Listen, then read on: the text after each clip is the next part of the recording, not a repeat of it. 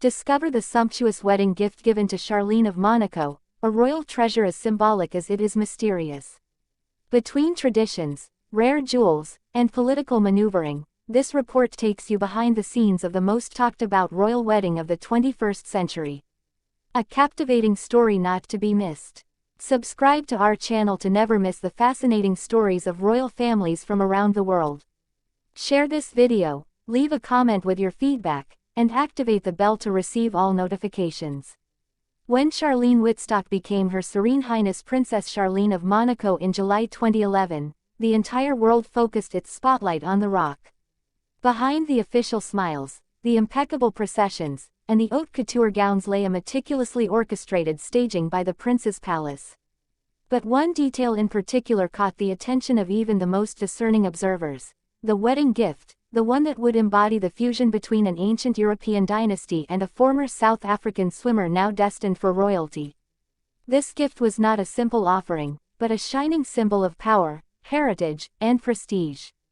It was a jewel, but not just any jewel.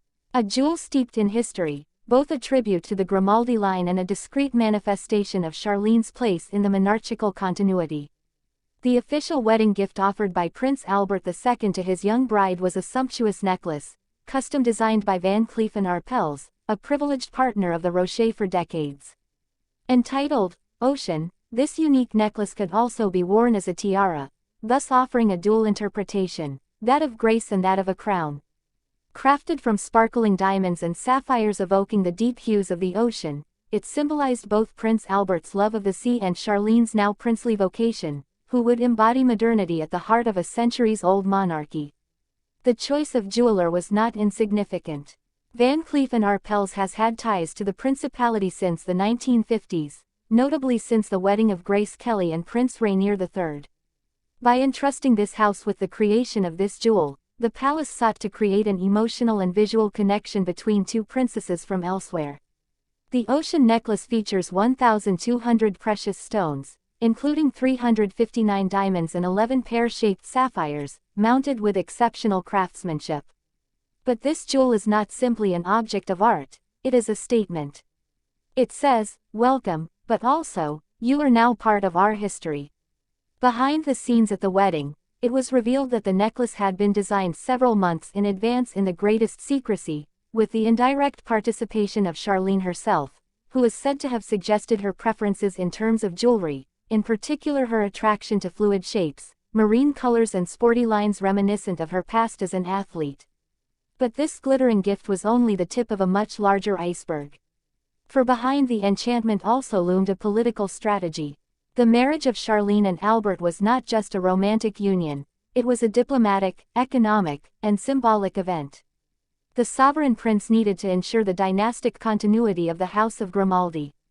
However, after years of rumors about his love life and speculation about the succession, this marriage represented a consolidation of his reign and a strong signal to the Monegasque people: continuity was assured. The gift, in this reading, became an act of reverse allegiance. Not that of a wife entering a dynasty, but that of a prince ready to offer his past, its symbols, and his heritage to the new female figure of the palace. Beyond the necklace, other precious gifts completed this opulent picture. Heads of state, royal families, luxury houses, and close friends presented Charlene with works of art, historical objects, and even charitable commitments in her name. Some pieces, kept secret, were sent directly to the palace vaults, while others were displayed in the family's private museum.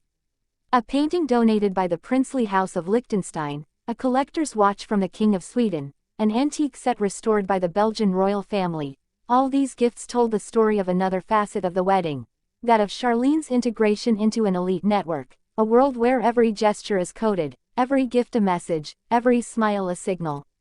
The wedding ceremonies themselves were designed as a setting for this gift.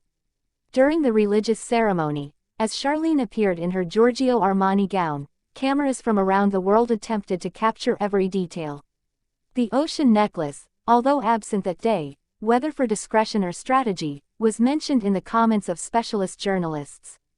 It then made its official appearance at a gala held shortly after the wedding, worn with a navy blue gown, in a game of color matching thought out down to the smallest detail. At that precise moment, Charlene, now a princess, appeared as a figure of quiet strength, of icy beauty, almost unreal, like a crowned mermaid. The story of this necklace and wedding gift continued well beyond the ceremony. It was loaned to exhibitions, photographed in fashion magazines, and scrutinized by experts. At each of the princess's official outings, attention was on the lookout for its reappearance. But more than a piece of jewelry, it is the status it embodies that fascinates, that of a woman transformed by history, who has become a public figure despite herself, bearing a burden as much as a crown. This gift also sparked debate. Was it too ostentatious in times of economic crisis? Was it an awkward reminder of aristocratic privileges? Or, on the contrary, was it the natural expression of a world of traditions? Some analysts saw in this jewel a message addressed to Monegasque society. The princess, although a foreigner, was now anchored in the culture of the rock. Others read it as a romantic gesture, rare in Prince Albert's reserved language.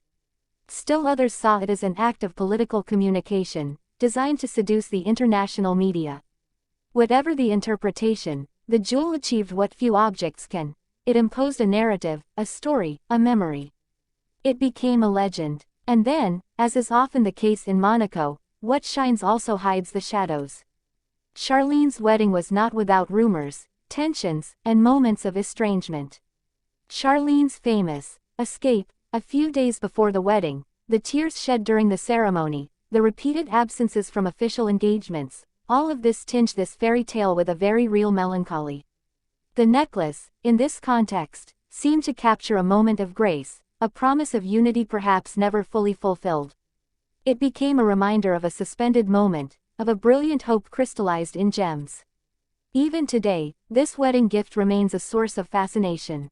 It is cited in rankings of the most emblematic royal jewels, studied in jewelry schools, and preserved with extreme care in princely collections. But above all, it remains a silent witness to this alliance between two worlds, that of a sunny and sporty South Africa, and that of a Mediterranean rock steeped in traditions, history and secrets. And you, do you think that a jewel can really carry within it the weight of a royal destiny?